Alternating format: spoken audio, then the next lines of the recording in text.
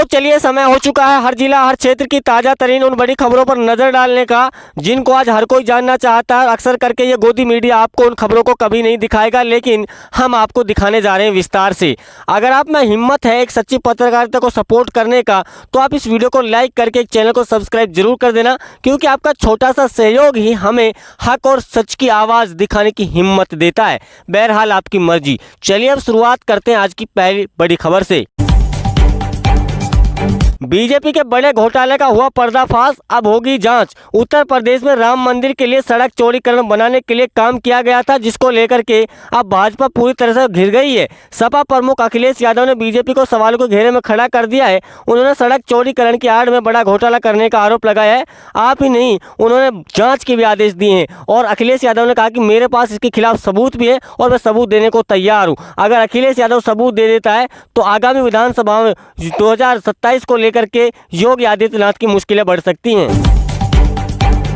बंगाल चुनाव नतीजों को ममता बनर्जी ने कोर्ट में दी चुनौती, पलटे नतीजे। पश्चिम बंगाल में सत्ता परिवर्तन हुआ और बीजेपी को फुल बहुमत मिला, लेकिन ममता बनर्जी इन नतीजों को एसआईआर से प्रभावित नतीजे बता करके शुभेंदु सरकार को साइडलाइन करने की बात कर रही है। और वो कह रही है कि यहाँ पर एसआईआर के तहत नतीजों को पलटा गया है और जानबूझ करके यहाँ पर वोटों को छीना गया है, मतदाताओं से वोटों को चुराया गया है। उनके बड़े आरोप यहाँ पर सुप्रीम कोर्ट में सुनवाई के दौरान सुप्रीम कोर्ट ने फैसला सुरक्षित रख दिया है और अगले दिन इस मामले की सुनवाई होगी।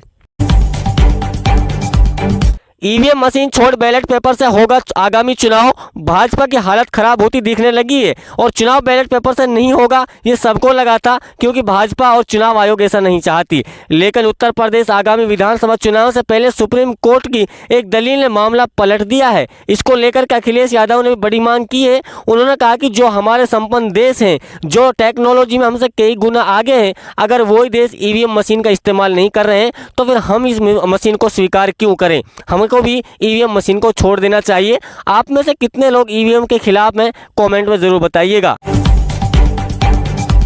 सुप्रीम कोर्ट का बड़ा फैसला, पीएम मोदी की डिग्री की होगी जांच। दर्शकों, बड़ी खबर हम आपको बता रहे हैं। प्रधानमंत्री मोदी की जो एमए की डिग्री है, जिसको अमित शाह द्वारा सार्वजनिक किया गया था और फिर बाद में उसको सार्वजनिक करने से मना कर दिया था, अब उसको लेकर के भी एक बवाल प्रधानमंत्री मोदी के खिलाफ रच दिया गया है। और इस बार प्रधानमंत्री मोदी की सदस्यता पर भी पूरा खतरा मंडाने लगा है, क्योंकि चुनाव आयोग के मुताबिक अगर कोई सदस्य अपनी डिग्री या संपत्ति की जानकारी गलत देता है और जांच में पकड़ा जाता है तो उसकी सदस्यता भी रद्द हो सकती है और प्रधानमंत्री मोदी जेल भी जा सकते हैं।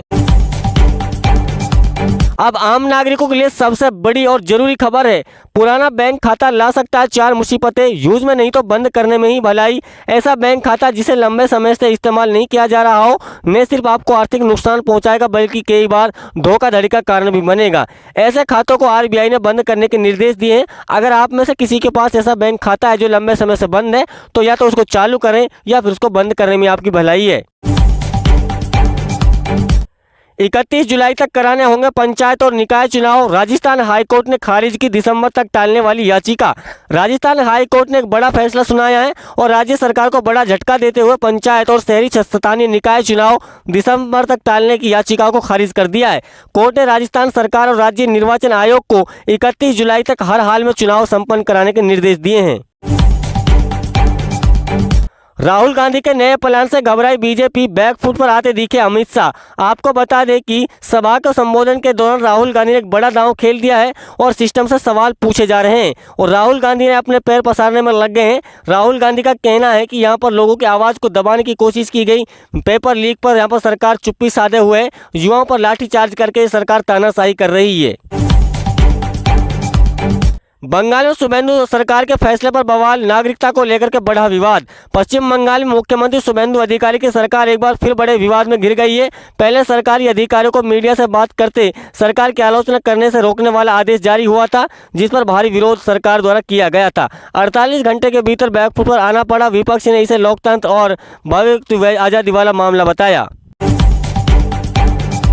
इस्तीफा दो वरना बड़ा आंदोलन होगा। कॉकरोच पार्टी का बीजेपी को अल्टीमेटम। कॉकरोच जनता पार्टी की बढ़ती सदस्यता के लोगों के मन में घूम रहे हैं सवाल। अब बीजेपी पार्टी के लिए कई बड़े सदमे हो सकते हैं। नीट पेपर लीक मामले में चल रहे लगातार धरना प्रदर्शन को लेकर के अब भाजपा के लिए कई चुनौतियों का सामना करना पड़ सकता है। अब लोगों का कहना है कि यहाँ पर धर्मेंद्र प्रधान का इस्तीफा छोड़ो और जो सिस्टम है, जो मैन यहाँ पर कड़ी है, उसको पकड़ो, क्योंकि प्रधानमंत्री मोदी यहाँ से शुरू होता है और उसी को यहाँ पर इस्तीफा से लेकर के उनकी राजनीति को खत्म करो।